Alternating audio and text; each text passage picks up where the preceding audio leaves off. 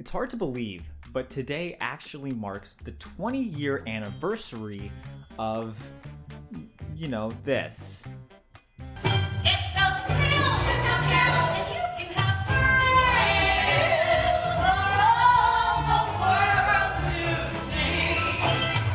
That's right, a bird dealing with erectile dysfunction. Never forget it. But yes, today marks the 20-year anniversary of Seussical. And oh my god, that was the most Catherine Steele sounding intro I've ever done. Now, while the topic of Seussical isn't a completely foreign subject to me, I mean, we did a whole live show on it. It's not profound, but why should it be? The thing is that presentation was purely the history, and I'm realizing that you never really got my perception of the show. So on today's Fourth Wall Break, we're going to be breaking it down, seeing what I thought about it, and, thinking about Justin Timberlake as the Grinch one too many times. Every move down in like Christmas a lot, but the Grinch just your dinner! So buckle up, I guess, for this analysis. Roll it.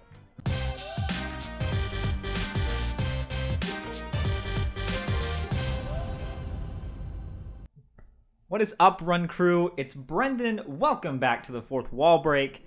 I tried to dress similarly to the last time I talked about Seussical, but since then, I got a haircut that is way too short. I had to throw away my tie because my cat ripped it up, and this isn't a joke, about 10 minutes before the actual live show started, the button for my jacket fell off. And I'm just realizing now that I haven't fixed it. But going back to the top, today we're going to talk about my opinions on the show Seussical. For those of you who don't know, Seussical is a show that premiered 20 years ago today on Broadway, and the history of it was an absolute nightmare. This was a show that literally had everything going against it right from the get-go. If you want to learn more about it, then I highly suggest that you go check out the live show, What Went Wrong, The Fallen Redemption of Seussical. It's on the channel, and oh my god, it is a wild ride. But in order to get ready for that live show, I actually went to the regional theater before everything shut down, and I saw a production of Seussical. To this day, it is actually the last live theatrical performance I saw, because, pro wrestling doesn't count. And really, the thing that I walked away with after leaving the theater, slightly inebriated because the waiter at Chili's mixed my margarita way too high. Just don't start. Was that I walked away really with three things. One, use pills to fix erectile dysfunction. Two, the theater did a really cool thing where they dropped like 5 tons of balls from the ceiling to imitate like clovers. Show that clip.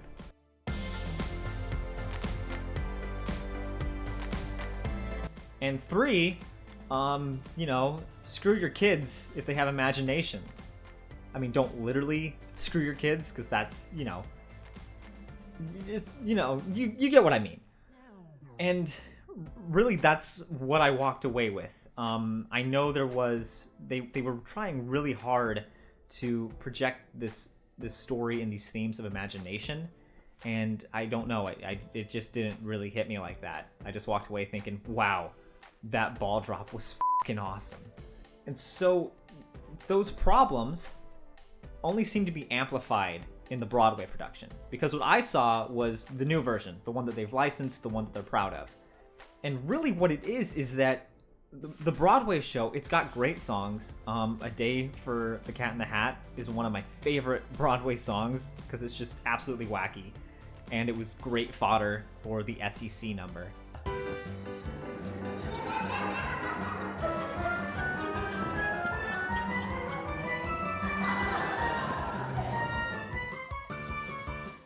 SEC! But other than those great songs, I didn't really walk out of the theater feeling like I'd been moved or that my life had been changed in any way. Like when I saw Curious Incident of The Dog in the Nighttime on Broadway, I walked out and my life had changed. It was a story that I hadn't really thought about, and the themes and the story was just so encompassing, and it was such a universal story, and they did a great job of presenting that. Whereas after I got out of Seussical, I turned to the person I went with and I said, well, that was a show. You want to go watch Cats? And really, if we're looking at Seussical, in the general concept of things, it was a very bold proposition to do a crossover of this magnitude. Instead of just opting to do, here's the story of the Grinch. I hate Christmas. Oh, it's gonna be so horrible. Instead of just focusing on one story, they tried to combine all of them. And in the original Boston production, they actually tried to do more by having the Lorax in there. But once they found out that they were running up against time constraints, they decided that they needed to nix it. It was like a 15-minute sequence. And I think that while it was bold to do that crossover, where it got really dangerous and where I think the misfire was, is instead of having all those characters there for a reason, it just felt more of like, hey, we have the rights to all of these properties, let's throw them into a show. And while that's commendable, because I mean, you have the rights to the Dr. Seuss canon, it's just dangerous, because if you just lump them all in there and they don't really have anything to do, then what's the point? And a bad thing that came as a result of this is that instead of trying to have all of these people here for some big reason, it instead just became, hey, let's just tell their stories like verbatim. And so what happened as a result is that it was pretty literal. And with those literal retellings, it began to suffer the same fate as Chaplin did on Broadway, where instead of tastefully working in these little references like Evil Dead does, instead it just became a game of, hey, you remember this? Oh my gosh, Horton's on an egg! You know, like in the book, you remember? Oh, look at that! They said butter side up on the toast, you know, like in that one book. You know, remember? Oh my gosh, the Cat in the Hat's messing up the house. You know, like in that book. The Cat in the Hat, you know? In the movie. You remember?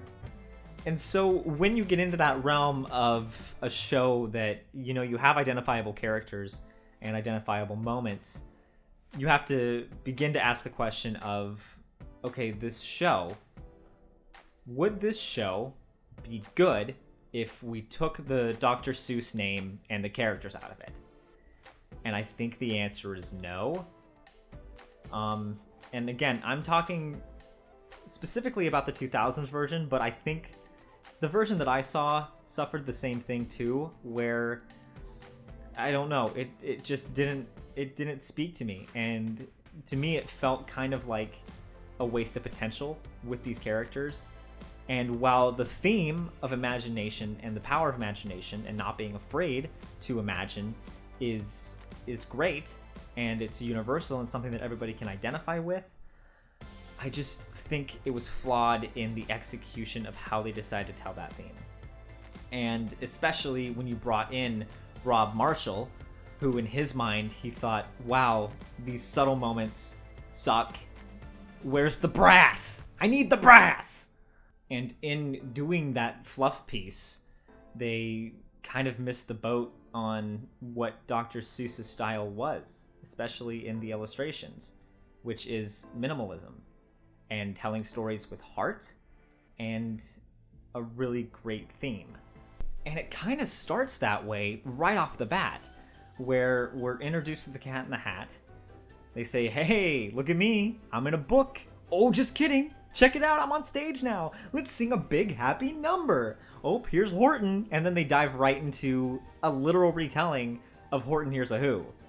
And then it just goes off from there. I think there is a more creative approach that you could take to Seussical that would make it more universally relatable.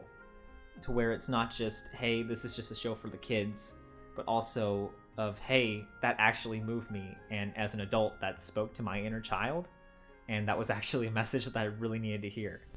So what if, instead of starting off with that big musical number and diving into Horton Hears a Who, what if instead you unite all the characters to overcome that one big obstacle? An obstacle so big that it requires more than just the Cat in the Hat. It requires the Dr. Seuss Dream Team. So imagine if instead you take a different approach, where the overture starts, it's big, it's bold, it's happy, it's just like Ahrens and Flaherty wrote, and then the curtain or the sets or the lights, whatever you want, come up, and then it's just completely stark. It's gray. It's the tethered remains of the Truffula Forest, and there's lightning, and there's rain. So it's dark, it's gray, it's gloomy. And then a voice comes over the speakers and says, "The sun did not shine, the Barbaloofs did not play. The once colorful world of Who had been painted dark gray." And then the Cat in the Hat emerges into this wasteland of what once was a beautiful, colorful, vibrant world. And they say, "But there's no need to fear, for you'll soon be amazed, as this is the tale of how Whoville was saved." Then you start to hear the slight notes of "Oh, the Things You Can Think," and slowly the color starts to reemerge, and kind of like in a Phantom of the Opera style, the world begins to repair itself, and where the audience is transported back in time to what the world was like before this gray wasteland. It's colorful, it's bright, it's vibrant, it's just like they have as the opening. And so now you have this colorful world again. So the question is, what happened that led to that? And it's good because that gets the audience thinking and they're immediately engaged. It's then, after this number, that you introduce the one major obstacle that is too big for the Cat in the Hat, is too big for Horton, and is too big for Lorax to face on their own. The Onceler. So in essence, you're pitting this wubbulous world of color against this dark, bleak, scary world of conventionality. Now, the story has some gravitas, and it has something that audience members can relate to. And you have a reason for the characters to be there and to interact with each other. And it took me so long to figure out why I didn't feel that the show did anything for me. And I think that was the biggest reason of there wasn't a really big obstacle. I mean, sure, JoJo's parents are really mean, which in the new version, it doesn't really make sense because they're not really his parents. So it's like, why are you on my case, lady? I'm just on an acid trip. What do you want from me? Like, get away. But I think the heart of it is that there's no really big, compelling reason for them to be together. And as a result, I don't invest myself that much in the story. So those are my thoughts on Seussical. If you want to hear me try to completely re-pitch the show, let me know. That could be a really fun video. Comment your suggestions below for any other shows that you'd like me to do with that. And also comment below your feelings about Seussical. But I think it's worth noting that the real party begins next week, December 11th at 7 p.m. Eastern, where in our drama bookshop Cattle Call, we're going to be doing a watch through of the prom with James Corden, because you know. But whether the movie's good, whether it's bad, either way it's going to be fun. I'll be there. I will possibly be inebriated. So mark your calendars. We're going to send out formal invites to all of you patrons, $5 and up. And I can't even, English. That's how excited I am. So thank you once again from the bottom of my heart. Remember to live truthfully in those imaginary circumstances, and Chester sends his love. I told you.